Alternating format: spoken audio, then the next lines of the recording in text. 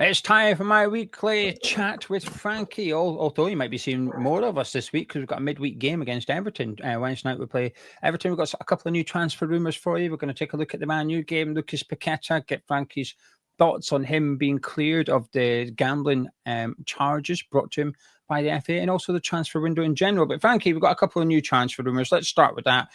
Fabio Vieira of Arsenal, we're being linked to him. Ben Jacobs, who I think has been excellent as a journalist this summer, he's saying we want multiple midfielders, and Fabio Vieira is the latest one on the list. Do you have an opinion on the player?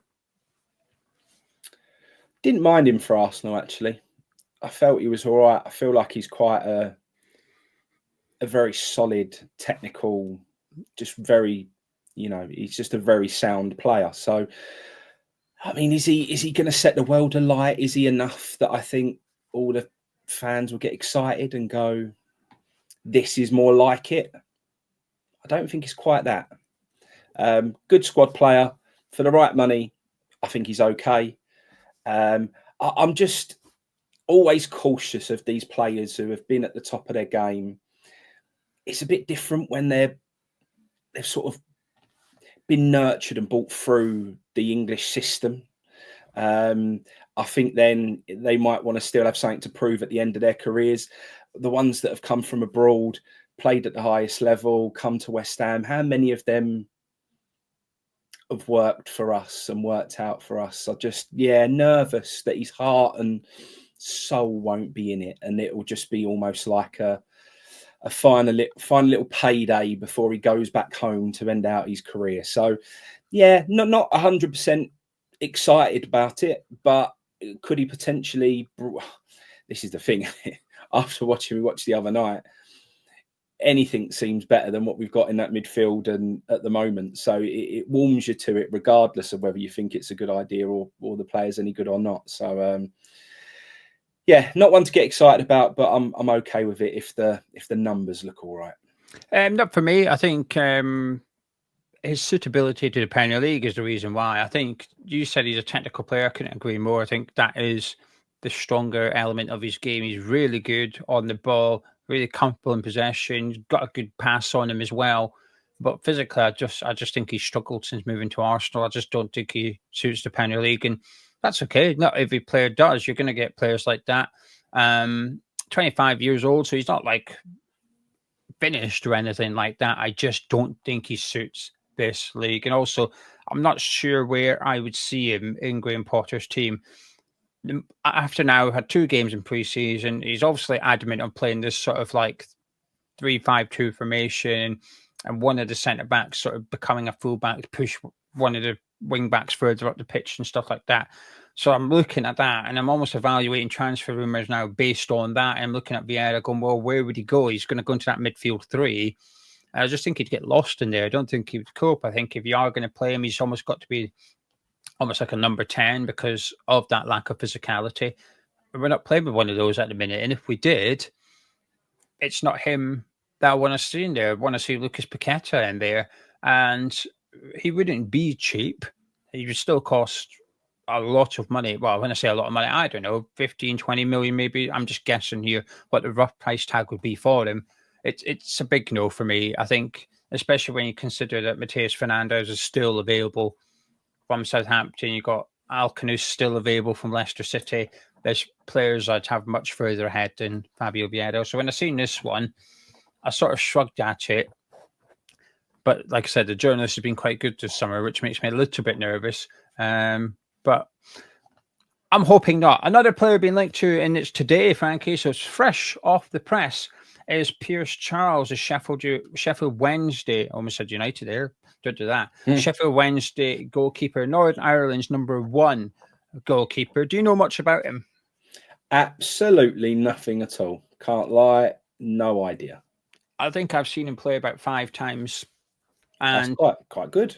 Sheffield Wednesday fans haven't seen him play much more than that themselves, because he wasn't their #1 last season. They had James Beadle on loan from Brighton, a name you may be familiar with because he was England under-21's goalkeeper this summer when they won the Euros. So James Beadle was on loan at Sheffield Wednesday. So Charles was not their #1. And Sheffield Wednesday are a club that are in turmoil. Now, as you may know, subscribers of Hammers Chat, I pick 3 championship clubs, watch them. So when championship games are on TV, rather than just picking one, I tend to stick with 3 over the course of the season because I'd prefer to know a bit about 3 than nothing about 24. Sheffield Wednesday were one of those teams last year because of Danny Rald, because of the manager and the way that they played football. I thought I'm going to take an interest. Now, he's left today. It's been confirmed he's off. And they're just struggling. Financially, they are struggling. It's a really badly run club at the minute, Sheffield Wednesday. So they're going to need money. And I think this is us looking at this as an opportunity. And from what I have seen, fantastic with the ball at his feet. And I mean fantastic. Both feet as well. Very, very comfortable. So that element of his game is 10 out of 10 as far as I'm concerned. The best goalkeeper we've been linked to in terms of ability with his feet. However, he's 20 years old. He's very inexperienced. He's not West Ham's number 1 next season. Even if we signed him, I think it would still be Areola.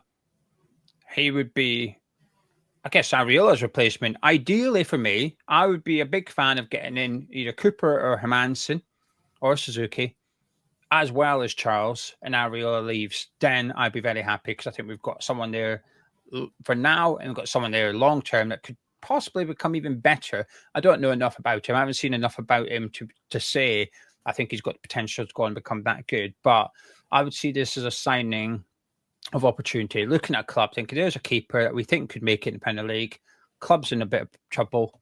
We might be able to get him quick and cheap. So I'm all for it. And if anyone's wondering, yes, his brother is Shay, who we've also been linked to from Southampton. So we've been linked to brothers this summer. That doesn't happen very often, does it? Getting linked to 2 brothers, but you never know. You just never know. Right, before we talk about more transfer stuff, if you're new to the channel, please do subscribe.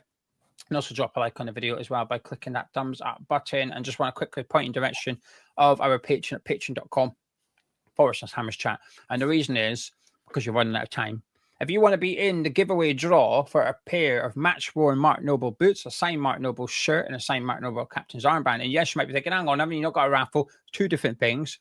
This is the Patreon giveaway. If you join Patreon and you pay this month, you're automatically entered into the draw, which will be done next week, the first week of August. Go to patreon.com/Hammers Chat. Links in the description below. You get loads of additional videos. There's more videos at the minute because there's more games. So we do the breakfast show in the morning before the game. We do the player ratings the day after the game. We've got Bab and Irons over there as well. We've got Muggety. We've got Naked. A whole lot of stuff. Go check it out. Also, if you're an addict, you get a free mug in July, but you've got to claim it this month. So if you're listening, you're an addict, get signed in and claim your mug. Otherwise, you won't get it. If you don't order it by Thursday, you don't get it. You join today as an addict. It'll cost you 12 quid, but you get a free mug and you get entered into the giveaway, plus all the additional video content as well. Thank you to everybody for your support. Right, Frankie, have you seen any other transfer rumours you wish to discuss? No, I haven't seen many rumours. Do you have a preference for a goalkeeper, by the way? Hermansen, Cooper, Suzuki, is there anyone in particular?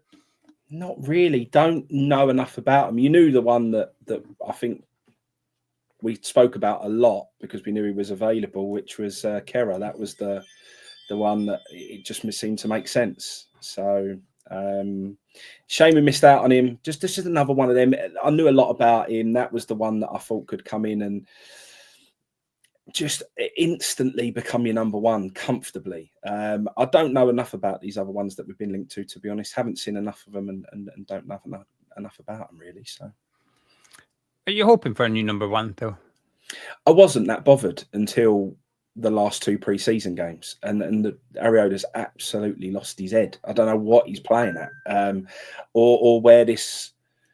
I mean, he's always been a bit eccentric, hasn't he? He's always had a little bit of something about him, but I never remember him making these wild decisions that he's made twice back to back in these pre-season games. Completely lost the plot. So, cause for concern, and also just such a one-dimensional keeper. I think the game has changed, and especially, again, the way that Potter wants to play this system. You've just mentioned a keeper who can play with his feet. Well, I think that's kind of necessity to or a bit of a key really to start unlocking this system to create opportunities. I think we've just got to move the ball quicker. The players look like they're trying to move the ball quicker, but it all starts from the keeper. So yeah, I think very one-dimensional Areola. And again, if you just want a shot stopper in a very basic system, which, you know, previously with Moyes or whatever, I think you can get away with a shot stopper. But I think if you want to play the type of football Potter wants to play, then a keeper as good with his feet is really important. Looking back at that Man U game, any comments you wish to make? Anyone you wish to discuss? The obvious one, isn't it? Potts is just a man who showed that he's just ready. I really do hope we see. And in fact, in that Lille game at home, I want him to start in the midfield. Like, I want to see him. You know, just if I'm Potter right now, I'm sitting there, I'm watching that performance, played that role perfectly, better than every other player who started in that first half. Yeah, I would be looking at him and saying, right, you've shown me that you're ready. However, I need that little bit more confidence to start you in the new season. Well, we're going to start that Lille game. You're going to be the man in that role, and this is your opportunity now. This is it. I'm literally saying to you now, you show me again that you've got consistency and you can do that back to back. Then that first game of the season, you're going to be in that starting 11. And that should be the opportunity for him now. I think it's there. So, yeah, I mean, there's other things that we can discuss. But for me, I think he deserves an opportunity to push himself into that starting 11 now. And this would be the perfect time to do it. Yeah, I'd start him against Everton tomorrow night. I think he's got to make changes, and I appreciate it's only a friendly, so the results don't matter. But I think he's got to make changes, not to win the game, but to bring us a good performance, to show us what we're going to be doing next season, and to find new relationships within the current group of players. Because Potts is new to this group of players. While he's been a West Ham player for years upon years, he's been out on loan the last 2 seasons. So him playing alongside Paqueta and Ward-Prowse, it's new to him. So I think it's important that he gets as much game time as possible to establish these relationships, because he plays in a position that I would argue has the most relationships on the pitch. When you think about your striker, you're obviously going to be connected to the players around you, but your relationship with the centre-back ain't that much. Fulkrug's, yes, it's going to be long balls and stuff, but that's about it. But when you're in the middle of the pitch, sitting in front of that defence, you need to make sure that you understand everyone's game. You need to understand your wing-back's game. You need to understand your centre-back's game, your centre midfielders, your attackers. You need to know everything about everyone. What type of pass does Jared Bowen want? What type of pass are you going to receive from Neil Fagerd? How do you give it to your goalkeeper? You need to learn all these things, and all this is new to him. So I think the more minutes Potts can get, the better. We've got to get him prepared. And also because when we play Bournemouth at the weekend, we've then got to start Edson Alvarez. He's just met up with the boys for pre-season training now because of his extended break after the Gold Cup. He may not be involved against Everton because he's only had a couple of days training, so I understand that. But he will surely be involved against Bournemouth, which means that he'll probably start and possibly in that role that Potts played against Man United, which is the one in the middle, slightly deeper. So I think Potts 100% has to start against Everton tomorrow night for me. And the midfield pairing either side of him cannot be Souček and Ward-Prowse. I don't mind one of them starting, but they both can't start. Potts, Ward-Prowse, Paqueta, for example, I'd be happy with that. I'd look forward to. I say, here we go. This is something. I completely agree. I think Freddie Potts was the biggest positive to take away from that game. Are you joining me for the watch along tomorrow night? Yeah, I'll be there. Did you see the red flag, green flag video on West Ham socials? No. Very, very funny. Fulkrug, Ward-Prowse, and I can't remember who the other. Souček. And they basically asked questions, and it was so funny. They said about people who like golf, and Fulkrug put his green flag up, and so did Ward-Prowse, and Souček put the red flag up. Souček finds golf boring, not interested in it. And somehow they moved the conversation to the fact like golf's just like, in football relations, it's like a set piece moment every single time someone does something. So it's very slow, but then someone takes a set piece, and that's how the game goes on.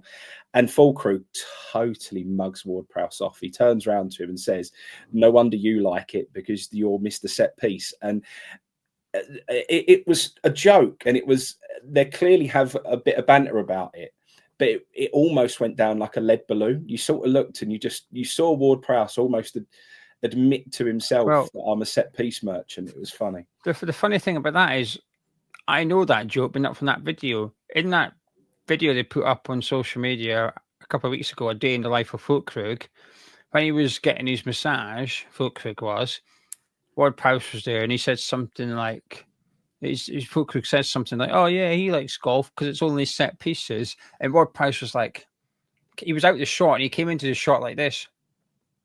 And it was almost like he took it as a dig and stuff, and it was like Fulkrug's doing it with a laugh. But if he's done it twice now, that starts to feel like he's starting to. Really yeah, very much. He's doing it with a laugh. So it's only a joke, mate. But seriously, that's why you like golf. Oh, poor James Ward-Prowse. Poor James Ward-Prowse. Is there anyone else in particular you think should start tomorrow night?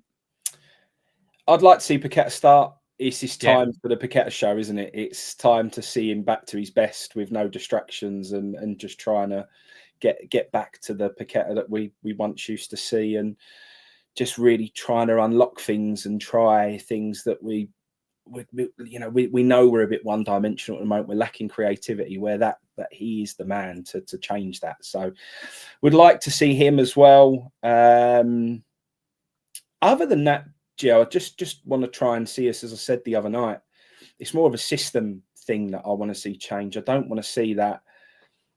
What I felt at times was very much a flat back five. I mean, they were lined up like just in this really flat back five of the defence at times, and I just don't want to see it. Okay, it was Man United, far too much respect to do that against them. Against Everton, I definitely don't want to see it.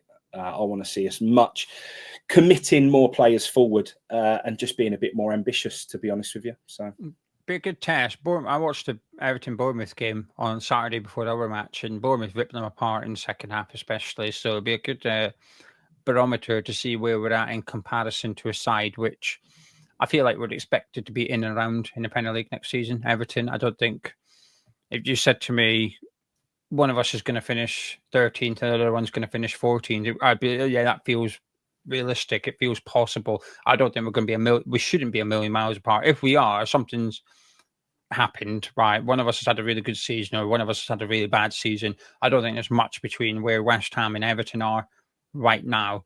They're also a team that's been quite slow in the transfer market. Although saying that, they're a way to sign a top left back. Their left back, their way to sign is someone keep your eye out for. It might be worth a punt in your fantasy league if you can displace Michail Antonio immediately. That'd be a good signing for them.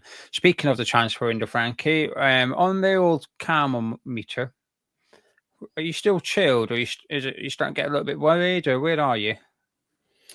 I think watching the Man United game tipped it in a little bit more of a panic direction, just because I feel like the way that he clearly wants to play next season needs different personnel for it to work. 100%. So because of that, I think last time we spoke, I was sitting at a sort of 50-50 straight in the middle. I'm probably now at a 6. It's gone from sort of that. I think we started off at a 2 at the beginning, and then I sort of gone up, and then I was a 5, and now I'm a 6. So the panic's starting to creep in a little bit, because, like I say, I'm not looking forward to watching the football that we're going to be exposed to next season if there isn't new signings. So yeah, 100%. That's where I am. I'll put myself at a 7, but one of those marks is purely due to Callum Wilson. With the expectation we'll sign Callum Wilson, that has pushed me up because it just smacks of desperation and helping your mate out and brown envelopes and backhanders and all that. That's the impression I get from it. I really don't like that potential deal, which has gone quiet over the last few days, which is good. It's giving me hope that someone else is going to sign him. I'll be buzzing if someone announces Callum Wilson this week and it's not West Ham United. I will be delighted. There's some talk it's maybe a bit of a ploy to get Antonio to sign the contract we've offered to him, which is, partly we've offered Callum Wilson a really low basic wage with incentives, which is also what we've offered Michail Antonio. So apparently, some rumours are that we're trying to use Wilson to get Antonio, put a bit of pressure on Antonio, get him to sign up. By the way, have you seen a clip of Michail Antonio? Don't think so. Let me send it to you. We're going to get a reaction. We're going to get a Frankie reaction live on the podcast. I only seen it yesterday. Let me send this to you and get your reaction. So this is Michail Antonio discussing how or why West Ham United signed him back in 2015, right? So I want you to have a little look. Let it play out loud if you want so people can hear it. But have a little look. Oh, yeah, it has gone. Oh, pissing now. Talk us through it, Gio. Talk us through it. Right. Hang on a minute. Right, we're back. It's been deleted. The tweet's been deleted. But basically, Michail Antonio was on a podcast and he confirms that basically his agent, Will Salthouse, his agent sent David Sullivan a DVD of him, and off the back of the DVD, David Sullivan decided to buy him. Wow. So he said Slaven Bilic wasn't sure. Bilic wasn't too sure on him, but Sullivan bought him based on what he's seen on the DVD. So I reckon Will Salthouse has sent David Sullivan a DVD of Callum Wilson's highlights from 2018, 2019 season or something. And Sullivan's, oh yeah, sign him up. Get him in. This is what signing this will be. Get him in. So we signed Michail Antonio off the back of a DVD. Wow. So I've decided I'm going to create an AI video and send it to him and see if we can get Sullivan to buy a player based on AI. That's it. We'll come up with a name. Yeah, a random player. Yeah, we'll pick a real person. So if he Googles him, he does actually exist, but we'll send him AI footage. He's like, oh my God, this guy's scoring overhead kicks from 30 yards out. This guy's unbelievable. But actually, it's just like some journeyman in the Belgian league or something like that. We'll just pick a random. It's a funny old club, isn't it, Gio?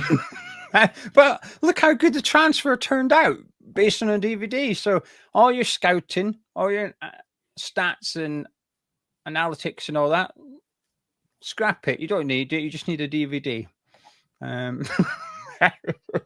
That guy is the guy in charge of our negotiations this summer. Yeah. Camel Meter's just gone up a bit, Gio, to be honest. It's broken. It's gone off the scale. But this is what Graham Potter's dealing with. Can you imagine going into the office, right? This is what must have happened with Bilic, though, right? Slav's gone in and said, "Oh, Gaffer, come here. Oh, what's up, boss? What's up, Mr. Chairman? Michail Antonio, do you know him? No. We're signing him. Oh, why is that, boss? Have a look at this." Gets up, goes over to his little DVD player and puts his DVD in and pushes play.